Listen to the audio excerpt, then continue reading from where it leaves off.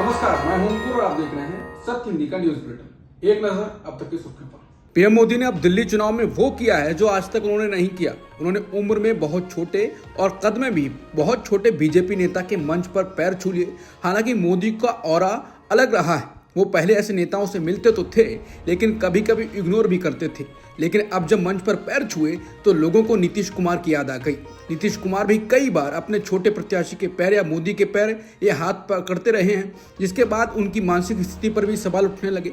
और अब पीएम मोदी ने ऐसा किया है। दरअसल प्रधानमंत्री मोदी ने बुधवार को दिल्ली के करावल नगर इलाके में रैली की। इस दौरान पीएम मोदी जब जनसभा संबोधित करने मंच पर पहुंचे तो पटपड़वा विधानसभा सीट से भाजपा प्रत्याशी रविंद्र सिंह नेगी ने पीएम मोदी के पैर छुए। इसके बाद पीएम मोदी ने भाजपा प्रत्याशी रविंद्र सिंह नेगी के 3 बार पैर छुए।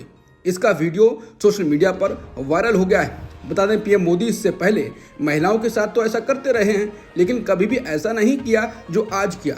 इसके बाद सवाल उठने लगे हैं। कुछ लोग कह रहे हैं कि दिल्ली चुनाव के लिए ऐसा किया है, तो कुछ का कहना है कि दिल्ली चुनाव में ऐसा क्या है जो लोकसभा चुनाव में नहीं था या किसी बड़े प्रदेश के चुनाव में नहीं था। हालांकि सवाल कई हैं और जवाब भी कई आ रहे हैं। दिल्ली चुनाव को लेकर आज पीएम मोदी ने अभियान की शुरुआत की। इस दौरान उन्होंने बीजेपी की जीत का विश्वास जताते हुए कहा कि 5 फरवरी को आम आदमी पार्टी जाएगी और बीजेपी आएगी। उन्होंने कहा कि पूरी दिल्ली कह रही है कि 5 फरवरी को आपदा जाएगी, भाजपा आएगी। पीएम मोदी ने कहा कि दिल्ली वाले एक ऐसी सरकार चाहते हैं जो उन्हें टैंकर माफियाओं से मुक्ति दिलाए और उन्हें नल का पानी मुहैया कराए। यहाँ का दृश्य दिल्ली के मूड को दिखाता है। दिल्ली कह रही है कि अब कोई बहाना, झूठे वादे, लूट, आपदा का झूठ और नहीं चलेगा।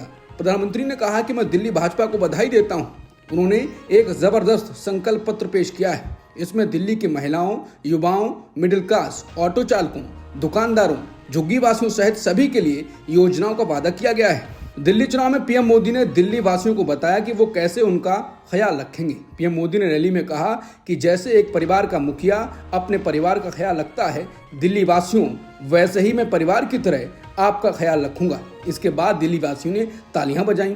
दिल्ली में पीएम मोदी ने अरविंद केजरीवाल के उस बयान पर भी निशाना साधा जिसमें केजरीवाल ने कहा था कि हरियाणा की बीजेपी सरकार पानी में जहर मिला रही है। इस पर मोदी ने कहा कि आपदा वाले कह रहे हैं कि हरियाणा वाले दिल्ली के पानी में जहर मिलाते हैं। मोदी ने कहा कि ये सिर्फ हरियाणा का नहीं बल्कि भारतीयों का अपमान है, हमारे संस्कारों का अपमान है, हमारे चरित्र का अपमान है। वो देश है जहां पानी पिलाना धर्म माना जाता है। मुझे पक्का विश्वास है कि ऐसी ओछी बातें करने वालों को दिल्ली इस बार सबक सिखाएगी। मोदी ने कहा कि इन आपदा वालों की लुटिया यमुना में ही डूबेगी। मोदी ने आक्रामक तेवरों के साथ चुनावी जनसभा को संबोधित करते हुए कहा, हार के डर से आपदा वाले बौखला गए हैं। क्या हरियाणा दिल्ली से अलग है? क्या हरियाणा वालों के बच्चे, परिवार और नाते रिश्तेदार दिल्ली में नहीं रहते हैं? मोदी ने कहा कि हरियाणा का भेजा हुआ पानी, यही पानी दिल्ली में रहने वाला हर कोई पीता है। पिछले 11 साल से मैं भी पीता हूँ, सभी न्यायमूर्ति और बाकी सभी सम्मानित लोग भी पीते हैं। महाकुंभ प्रयागराज में भयंकर भगदड़ हुई जिसमें कई श्रद्धालुओं की मौत हो गई। मरने वालों की संख्या अलग अलग बताई जा रही है। हालांकि सीएम योगी ने तो केवल घायल बताए हैं, जबकि मरने वालों की संख्या कोई 15 बता रहा है, कोई 25 तो 50 से अधिक बता रहा है। लेकिन ये बस दावे हैं। हालांकि 15 की संख्या तो गोदी मीडिया तक चला रहा है। इसका मतलब है संख्या अधिक होगी, क्योंकि गोदी मीडिया आंकड़े बताने की जगह, मैनेजमेंट की कमियां निकालने की जगह सरकार के पीआर का काम कर रहा है। हालांकि जहां योगी एक भी मौत की बात नहीं कर रहे, तो वहीं पीएम मोदी ने ट्वीट कर मौतों पर परिवारजनों से अफसोस जताया है। इलाहाबाद में हालात सामान्य हो रहे हैं। अखिल भारतीय अखाड़ा परिषद के अध्यक्ष रविंद्र पुरी जैसे बाबाओं ने भगदड़ को छोटी घटना बताना शुरू कर दिया है, लेकिन विपक्ष का हमला जारी है। योगी जहां महाकुंभ में मृतकों का आंकड़ा और किसी की भी मौत हुई है ये नहीं बता रहे हैं, तो मोदी ने भी मृतकों के परिवारजनों से ट्वीट कर संवेदनाएं जाहिर की हैं। इसके बाद अमित शाह ने भी योगी के उलट मोदी का रास्ता अपनाया है और उन्होंने भी मृतकों का जिक्र किया। केंद्रीय गृह मंत्री अमित शाह ने प्रयागराज में कुंभ मेले के दौरान हुई भगदड़ में मारे गए लोगों के परिजनों के प्रति संवेदना जताई। अमित शाह ने सोशल मीडिया प्लेटफॉर्म एक्स पर लिखा कि महाकुंभ में हुए दुखद हादसे से अत्यंत दुखी हूँ। उन्होंने लिखा, इस दुर्घटना में जिन लोगों ने अपने को खोया है उनके प्रति अपनी संवेदनाएं व्यक्त करता हूँ। ईश्वर उन्हें ये दुख सहने की शक्ति दे। उन्होंने बताया कि घायलों का अस्पतालों में इलाज चल रहा है और वो उत्तर प्रदेश के मुख्यमंत्री और स्थानीय प्रशासन के साथ लगातार संपर्क में हैं। इसके अलावा राजनाथ सिंह और भी कई नेताओं ने दुख जताया है और मृतकों के परिवारों से संवेदना व्यक्त की है। कुंभ में मची भगदड़ के बाद कई लोग लापता हैं। परिजन अपने संबंधियों की तलाश कर रहे हैं। लोग डरे हुए हैं कि कहीं भगदड़ में जान तो नहीं गंवा बैठे। बीबीसी की रिपोर्ट में बताया गया है कि झांसी से कुंभ में आई अनीता देवी अपने पति की तलाश में दर दर भटक रही हैं। दोनों कुंभ में स्नान करने आए थे। उनके पति अभी तक नहीं मिले हैं। अनीता देवी ने कहा उन्हें यानी पति को दवाओं की जरूरत है। उनकी दवाइयां मेरे पास हैं। जब भगदड़ मची तो मेरा हाथ उनसे छूट गया और पलक झपकते ही वो गायब हो गए। तब से कई घंटे हो चुके हैं लेकिन मुझे नहीं मिल रहे हैं। इस साल यहाँ कई खोया पाया केंद्र खुले हैं। इन केंद्रों पर भी मुझे नहीं मिले। मुझे पता नहीं चल पा रहा है कि वो कहाँ गए। मैं भगवान से प्रार्थना कर रही हूँ, जहाँ हूँ जीवित हूँ और सुरक्षित हूँ। अनीता देवी की तरह कई और लोग हैं जो अपने खोए परिजनों की तलाश कर रहे हैं।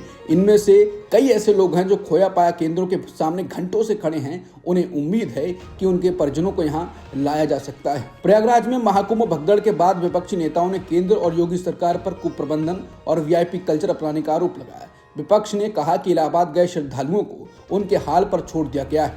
मुख्यमंत्री योगी आदित्यनाथ और उनकी सरकार इधर उधर से आए वीआईपी लोगों की सेवा में जुटे हुए हैं।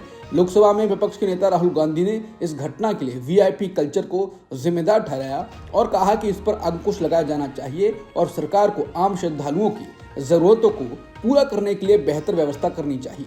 शोक व्यक्त करते हुए गांधी ने कहा कि प्रयागराज महाकुंभ में भगदड़ के कारण कई लोगों के मारे जाने और कई लोगों के घायल होने की खबर बेहद दुखद है। कांग्रेस अध्यक्ष मल्लिकार्जुन खड़गे ने भी महाकुंभ में भगदड़ पर सरकार को घेरा है।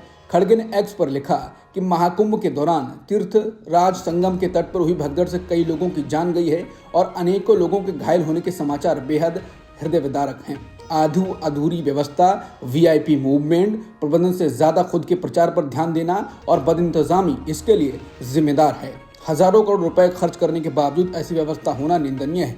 अभी कई महत्वपूर्ण शाही स्नान बचे हैं तो केंद्र और राज्य सरकारों को अब चेत जाना चाहिए और व्यवस्था को सुधारना चाहिए ताकि आगे ऐसी अप्रिय घटनाएं न हो। श्रद्धालुओं के ठहरने, भोजन, प्राथमिक चिकित्सा व मूवमेंट आदि की व्यवस्था में विस्तार करना चाहिए और वीआईपी मूवमेंट पर लगाम लगानी चाहिए। यही हमारे साधु संत भी चाहते हैं। कांग्रेस के हमारे कार्यकर्ताओं से अनुरोध है कि पीड़ितों को हर संभव मदद करें। महाकुंभ में भगदड़ पर अखिलेश यादव ने योगी सरकार को घेरा है। उन्होंने कहा कि महाकुंभ में आए संत समाज और श्रद्धालुओं में व्यवस्था के प्रति पुनर्विश्वास जगाने के लिए जरूरी है कि उत्तर प्रदेश शासन प्रशासन के स्थान पर महाकुंभ का प्रशासन और प्रबंधन तत्काल सेना को सौंप देना चाहिए। विश्व स्तरीय व्यवस्था करने के प्रचार करते हुए दावों की सच्चाई अब जब सबके सामने आ गई है तो जो लोग इसका दावा और मिथ्या प्रचार कर रहे थे उन्हें इस हादसे में हत हुए लोगों की नैतिक जिम्मेदारी लेते हुए अपना पद त्याग देना चाहिए। शिवसेना यूबीटी सांसद संजय राउत ने कहा कि महाकुंभ के आयोजन पर 10,000 करोड़ रुपए खर्च करने की बात कही गई, लेकिन उसका सच सामने आ गया है। आखिर वो 10,000 करोड़ कहां गए? संजय राउत ने कहा कि कुंभ मेला एक आयोजन नहीं बल्कि आस्था का विषय है। अगर आप करोड़ों लोगों को बुलाते हैं तो क्या व्यवस्था है? महिलाओं को सड़कों पर सोना पड़ रहा है। अखिलेश यादव के कार्यकाल में कुंभ की व्यवस्था सबसे अच्छी थी। जब केंद्रीय मंत्री और वीआईपी दौरे करते हैं तो इससे सिस्टम पर दबाव पड़ता है और पूरे शहर को बंद करना पड़ता है। 10 से ज्यादा लोगों की मौत हो चुकी है। मेरा मानना है कि ये प्रशासन द्वारा की गई हत्या है जो इन मौतों के लिए जिम्मेदार है। अब तक की सुर्खियों में इतना ही। बाकी खबरों के लिए बने रहिए सत्यहिंदी.com के साथ।